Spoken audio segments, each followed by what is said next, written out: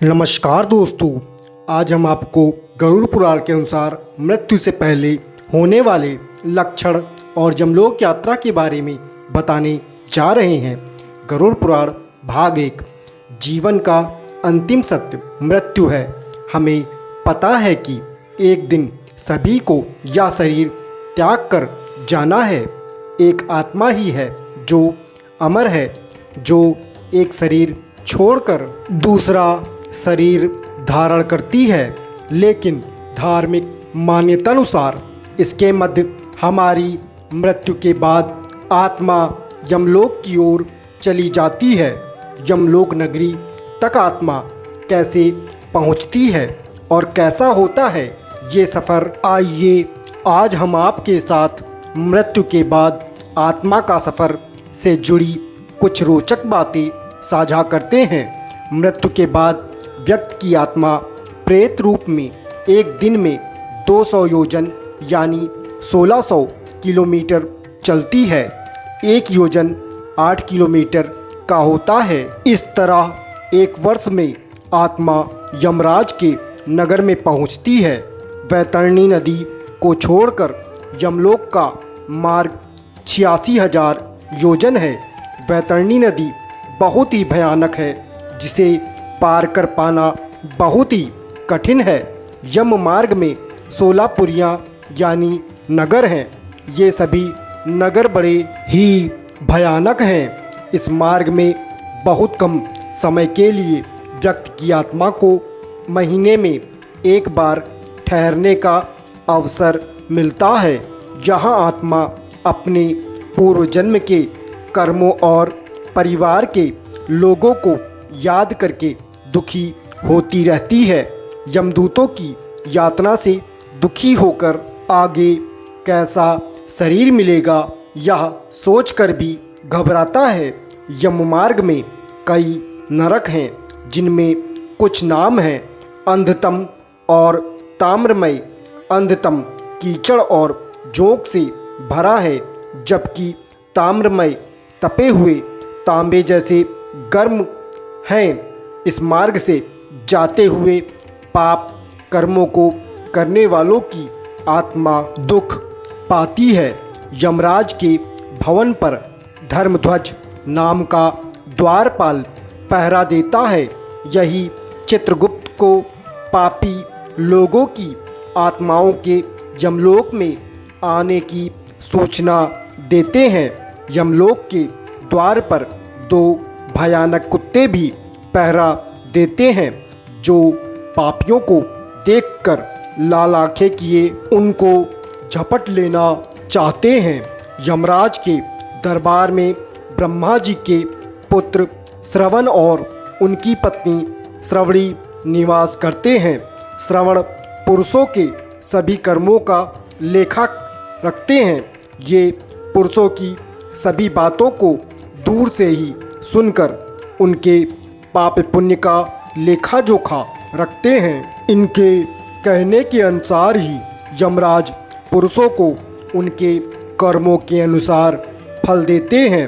श्रवण की पत्नी स्त्रियों के पाप पुण्य को यमराज से बताते हैं।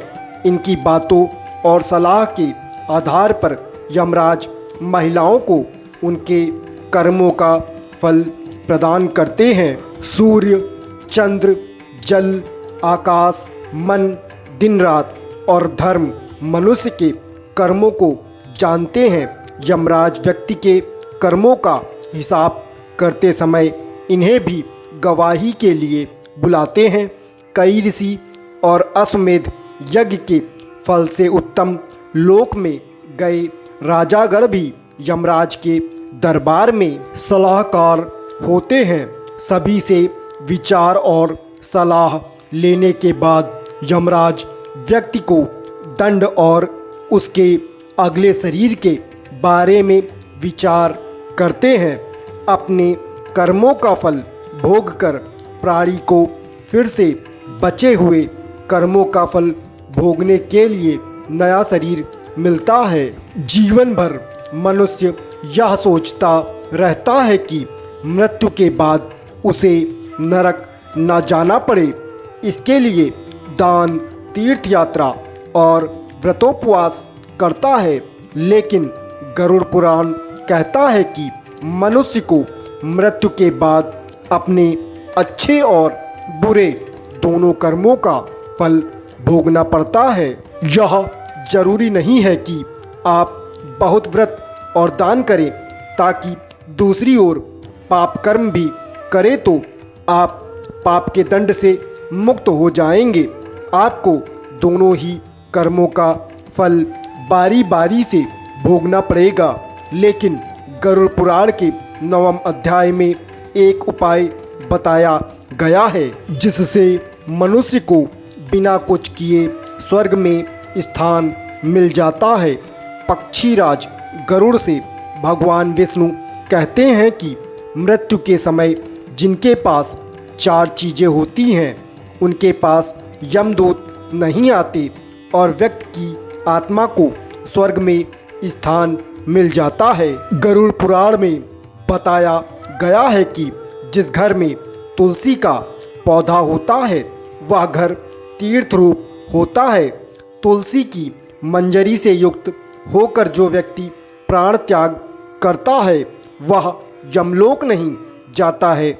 इसलिए मृत्यु करीब जानकर परिवार के लोगों को तुलसी के पौधे के करीब उस व्यक्ति को लिटा देना चाहिए। मरने वाले व्यक्ति के माथे पर तुलसी के पत्ते और मंजरियों को रख देना चाहिए। व्यक्ति के मुंह में भी तुलसी के पत्ते रख देना चाहिए। इस प्रकार से मृत्यु होने पर व्यक्ति यमलोक नहीं जाता है, इन्हें स्वर्ग जाने का अधिकार प्राप्त हो जाता है।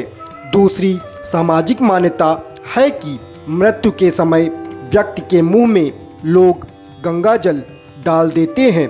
गरुड़ पुराण में यह बताया गया है कि मृत्यु को करीब जानकर जो लोग मरने वाले के मुख में गंगा जल डाल देते हैं वह मरने वाले के ऊपर बड़ा उपकार करते हैं। गंगा भगवान विष्णु के चरणों से निकली हैं और पापों का नाश करने वाली हैं। गंगा जल धारण कर जो प्राण त्यागता है वह स्वर्ग का अधिकारी हो जाता है। पुराण में यह भी कहा गया है कि दाह संस्कार के बाद अस्थि को गंगा जल में प्रवाहित करने से जब तक व्यक्ति की अस्थि गंगा में रहती है तब तक व्यक्ति स्वर्ग में सुख से रहता है। भगवान विष्णु ने गरुड़ जी से कहा है कि तिल उनके पसीने से उत्पन्न होने के कारण पवित्र है। मृत्यु के समय मरने वाले के हाथों से तिल का दान करवाना चाहिए। इसके दान से असुर, दैत्य, दानव आदि भाग जाते हैं। मरने वाले के सिरहाने में काले तिल को रखना चाहिए, इससे सद्गति प्राप्त होती है। चौथा है कुश। यह एक प्रकार का घास है जिसे हिंदू धर्म में बहुत ही पवित्र माना गया है। इसके बिना कोई भी पूजा पूरी नहीं होती है। भगवान विष्णु ने पुराण में कहा है कि कुश उनके रोम से उत्पन्न हुआ है। मृत्यु के समय तुलसी के पौधे के पास कुश का आसन बिछाकर व्यक्ति को सुला देना चाहिए और मुंह में तुलसी का पत्ता रख देना चाहिए। इस प्रकार जिनकी मृत्यु होती है वह संतानहीन होने पर भी वैकुंठ प्राप्त करते हैं। कहने का तात्पर्य है कि अगर व्यक्ति का श्राद्ध कर्म करने वाला भी कोई ना हो तो तब भी वह मुक्ति को प्राप्त कर लेता है। तो दोस्तों, यह पौराणिक जानकारी गरुड़ पुराण के मुताबिक बताई गई है। जानकारी अच्छी लगी हो तो चैनल को सब्सक्राइब अवश्य करिए ताकि इसी प्रकार की पौराणिक बातें आप तक पहुंच सके। नमस्कार।